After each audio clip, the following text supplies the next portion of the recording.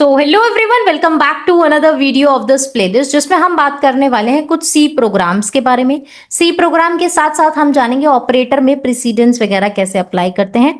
तो सबसे पहले सी प्रोग्राम के बारे में बात करते हैं। जितने भी टॉपिक्स अब तक हमने देखे हैं उससे कंबाइन करके एक छोटे से प्रोग्राम्स लिख लिख कर देखेंगे ताकि हमारी हैंड्स ऑन प्रैक्टिस भी साथ साथ हो सके। तो चलिए शुरू करते हैं। अब मान लीजिए आपको एक सबसे पहला प्रोग्राम लिखना है कि आपको यूजर का डेटा लेना है, ठीक है, यूजर का इनपुट लेना है और यूजर के इनपुट को लेने के बाद आपको प्रिंट करना है सम ऑफ टू नंबर्स। ये सबसे बेसिक प्रोग्राम मैं ले रही हूं ताकि आप लोगों का लॉजिक बिल्डिंग यहीं से शुरू हो जाए। आपको यूजर से डेटा लेना है और उसी डेटा को आपको ऐड करके प्रिंट कराना है। अब जब बात आती है ऐड करके प्रिंट कराने की, तो आपको क्या करना है? सबसे पहले चलते हैं विजुअल स्टूडियो कोड में, जहां पर हमें कोड लिखना है। अब इसी कोड लिखने के लिए हमें सबसे पहले क्या करना है? हमें पहले इंक्लूड करना है। तो हैशटैग इंक्लूड stdio.h, क्योंकि हमें हेडर फाइल चाहिए। उसके बाद हम लिखेंगे इंट मेन। इसी मेन फाइल के अंदर हम क्या लिखेंगे? इंट a, b, बिकॉज मुझे क्या चाहिए? दो वेरिएबल्स चाहिए, जो दो वेरिएबल्स मेरी हेल्प करेंगे डेटा का इनपुट लेने में। उसके बाद हमें क्या चाहिए? हमें प्रिंट एफ चाहिए। अब मुझे क्या प्रिंट कराना है? मुझे दो चीज प्रिंट करानी है। मुझे प्रिंट कराना है टू नंबर्स को, मतलब जो भी मैं नंबर्स लूंगी वो मैं नंबर्स चाहती हूँ, एंटर टू नंबर्स करके एक मैसेज प्रिंट हो। उसके बाद मैं दो नंबर्स का इनपुट ले लूंगी। अब दोनों का इनपुट लेने के लिए मुझे मेंशन करना है किस टाइप का इनपुट है, तो मुझे दोनों ही इंटीजर वैल्यू लेनी है। तो मैं %d करके लिख दूंगी। उसके बाद मैं रेफरेंस देकर दोनों वेरिएबल्स को यूज कर लूंगी ताकि मेरा जो वैल्यू है वो इसी वेरिएबल के अंदर चले जाए। अब मुझे ये लाइन टर्मिनेट करनी है ताकि मेरे पास वो एरर चला जाए। स्कैन ऑफ कर दिया। उसके बाद हम क्या करेंगे? प्रिंट एफ यूज करेंगे। प्रिंट एफ को यूज करने के बाद sum is equal to %d लगाकर /n लगा देंगे। उसके बाद कॉमा करके a+b, क्योंकि मुझे दोनों का एडिशन प्रिंट कराना है। अब इस सम के बाद जो मैंने ये %d लिखा है, इसका मतलब यही है कि हम इनपुट जो डेटा चाहिए, हमें a+b वाला जो डेटा है वो हमें यहाँ से चाहिए। उसके बाद हम इसको क्लोज कर देंगे, रिटर्न स्टेटमेंट लगा देंगे, 0 रिटर्न कर लेंगे। उसके बाद कर्ली ब्रैकेट्स क्लोज करके फाइल को सेव कर लेंगे। सिंपली हम अपने फाइल को रन करेंगे। रन करने के बाद कोई हमारे पास एरर आ रहा है, एक्सपेक्टेड टोकन, ओके, ये हमें यहाँ से हटाना है। Okay, now we will save it again and then again हम इसको रन कर लेंगे। जैसे हमारा प्रोग्राम जो है वो रन कर जाएगा, उसके बाद हम यहाँ पे सिंपली चेक कर लेंगे कि क्या हमारे पास जो हमारी .exe फाइल है, यस, सी प्रो की हमारी .exe फाइल जनरेट हो गई है। तो सिंपली हमने इसको क्रिएट कर लिया है। उसके बाद हम रन कोड करेंगे। ऑलरेडी रन है, लाइक ऑलरेडी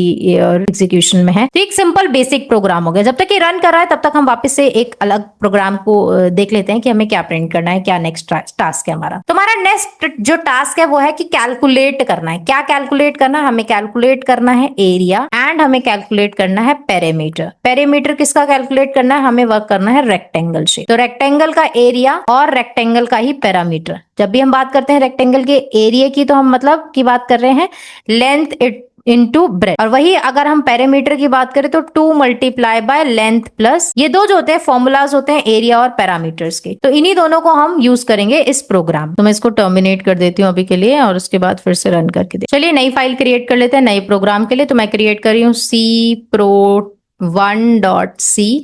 इसमें मैं अपना नया प्रोग्राम लिखूंगी। अभी जो नया प्रोग्राम होने वाला है इसके अंदर भी मुझे सेम फाइल चाहिए, मतलब कि मुझे इंक्लूड करना है stdio को। उसके बाद stdio.h आएगा हमारे पास। उसके बाद ये हेडर फाइल इंक्लूड करने के बाद हमें क्या लिखना है? इंट मेन लिखना है।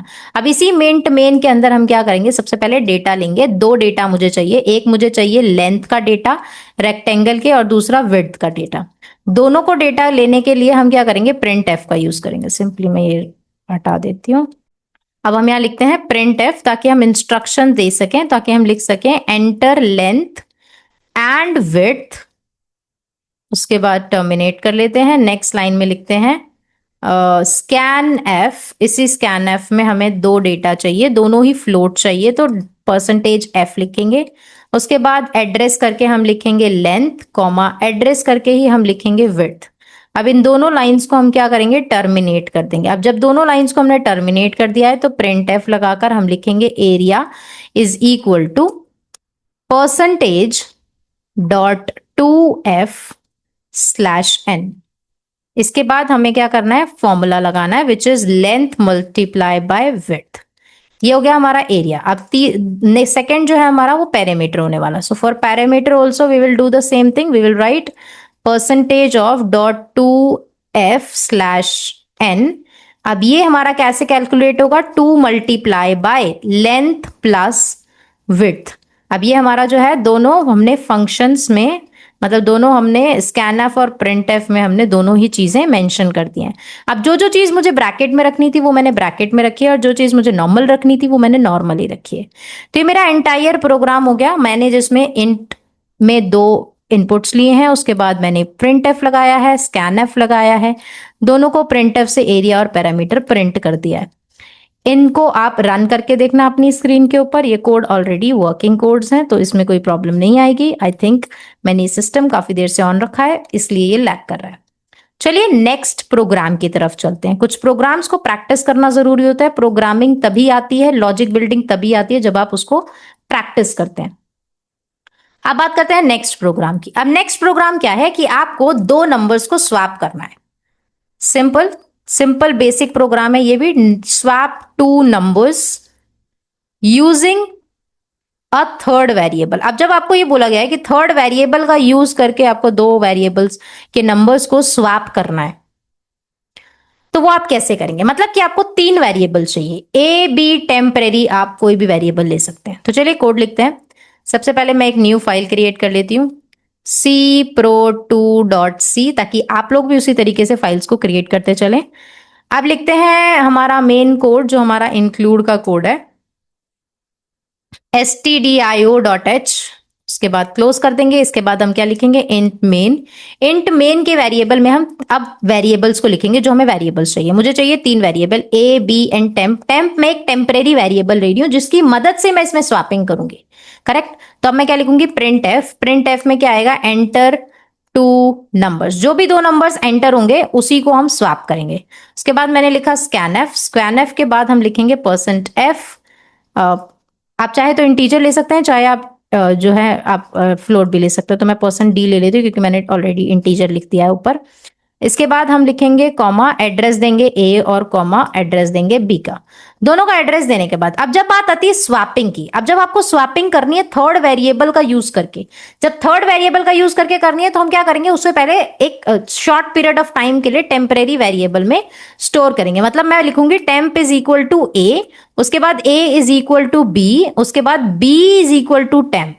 मतलब मैंने तीन स्टेटमेंट लिखी। A is equal temporary is equal to A, mean जो भी ए के अंदर था वो टेम्परेरी वेरिएबल में चला गया।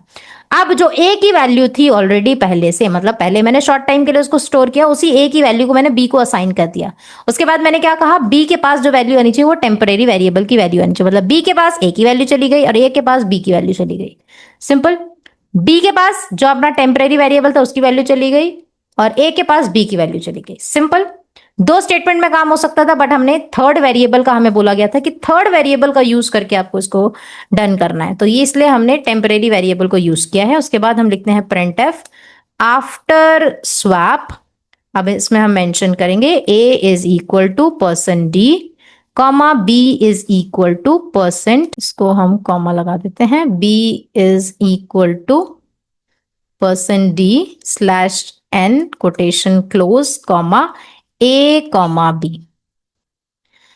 आफ्टर स्वैपिंग ए और बी की दोनों की वैल्यूज ये डिस्प्ले कर देगा। डिस्प्ले करने के बाद हम सिंपली इसमें से रिटर्न करा लेंगे। क्या रिटर्न कराएंगे? हम कराएंगे 0 को रिटर्न, ताकि हमारा आउटपुट जो है वो इस तरीके से आ जाए। तो ये हमारा कंप्लीट प्रोग्राम हो गया। सबसे पहले हमने तीन वेरिएबल्स लिए, ए बी और एक टेम्परेरी वेरिएबल। उसके बाद मैंने इनपुट लिया दो नंबर्स का जिनको स्वैप कराना है। स्वैप कराने के लिए मैंने तीन लाइंस का यूज किया है। सबसे पहले मैंने टेम्परेरी जो हमारा खाली वेरिएबल था उसके अंदर ए की वैल्यू स्टोर कर दिया। अब ए के पास कुछ भी नहीं है ये मानते हुए मैंने बी की वैल्यू ए में डाल दी। अब बी जो था वो खाली हो गया और ए के पास वैल्यू आ गई इस तरीके से।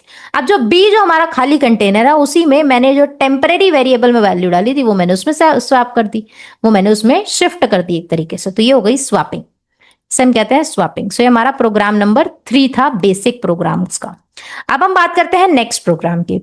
अब नेक्स्ट प्रोग्राम है, मान लो आपको इवैल्यूएट करना है। जब आपको कॉम्प्लेक्स एक्सप्रेशन इवैल्यूएट करने होते हैं तो आपको लगता है कॉन्सेप्ट ऑफ ऑपरेटर प्रेसिडेंस, कि ऑपरेटर को किस सीक्वेंस में इवैल्यूएट करा जाएगा। क्या पहले मल्टीप्लिकेशन किया जाएगा या पहले सब्ट्रैक्शन किया जाएगा या फिर पहले डिवाइड किया जाएगा या एडिशन किया जाएगा। इसे हम प्रेसिडेंस कहते हैं। इसके बारे में हम इन डेप्थ बात करेंगे, तभी हम इस प्रोग्राम को भी अच्छे से समझ पाएंगे। अभी के लिए आपको मान लो इवैल्यूएट करना है कि a plus B multiply by C minus B divided by C, ये एक इक्वेशन है, इसको इवैल्यूएट करना है जिसमें मैं आपको वैल्यूज दे देती हूं ए जो है हमारा 10 है, बी जो है हमारा 5 है, सी जो है हमारा 2 है। तो मतलब 10 plus 5 multiply by 2 minus 5 divided by 2। इसको आपको इवैल्यूएट करना है। इसको इवैल्यूएट करके नीचे कमेंट करना मत भूलना। मिलते हैं नेक्स्ट वीडियो में, तब हम जानेंगे कि और सी प्रोग्राम्स में क्या क्या चीजें हैं, कैसे आपको पढ़ाई करनी है और कैसे आपको एमसीक्यूज भी सॉल्व करने हैं, वो भी हम इसी प्लेलिस्ट में डिस्कस करने वाले हैं। तो do let me know in the comments if you are following through, and मिलते हैं नेक्स्ट वीडियो में। तब तक के लिए stay tuned and happy learning, keep growing.